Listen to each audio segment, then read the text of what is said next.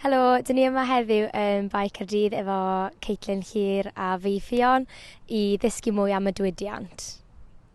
Hi Caitlin, so gobeithio ti'n okay? Yeah, good, diolch. So nes ti astudio Ffrangeg a Sbaeneg yn y brifysgol. So pam nes ti penderfynu phan mynd i newyddiaduraeth yn ytrach na mynd i'r ieithoedd?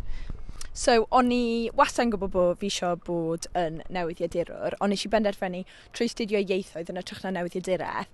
Os o'n i'n mynd mewn i'r diwydiant, so o'n i'n cael mwy o gyfleoedd i teithio a fel defnyddio fy ieithoedd tra'n i'n gweithio, a dyna dwi dal really eisiau wneud.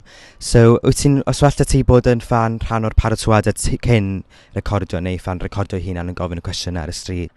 A rhaid y gwir, dwi'n siŵr pa ffordd na i fynd. Dwi'n lyfo'r edito, dwi'n lyfo meddwl sut fedrwn ni'n gwneud pethau yn wahanol, ond dwi hefyd yn lyfio cyflwyno. So mae gallu cyflwyno a defnyddio camera ac editio.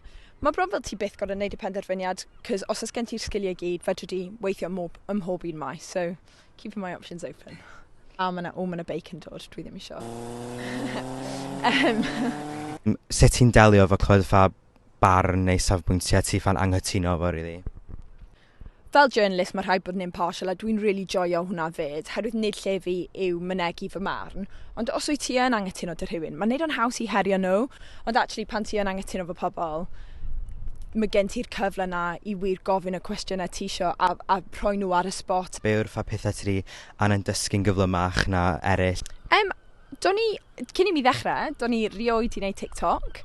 So, oedd hi'n sgil dysgu, a dwi dal yn dysgu. A mae trends digidol yn newid mor gyflym. Dwi dal i ddysgu. Cyn dod i ITV, doedd gennau dim profiad newyddiadurol o gwbl. So mae popeth di bod yn learning curve. Be yw'r top tips ti efo i ffa unrhyw un sy'n yn dechrau neu meddwl dechrau ffa i studio yn y brifysgol? Swn i'n deud, ewch amdani, a peidiwch a phoeni be mae pobl eraill yn meddwl. Fel, peidiwch a bod yn embarrassed, symud pob cyfle, ond ti gorau wneud stwff drwg i wneud stwff da. Bod yn glên i bobl. Rylan Clark, icon. Yeah, I don't know. Go for it. Byddwch yn chi'ch hunain. Iawn, so diolch a gobeithio ni di enjoyo'r festival y weekend ma.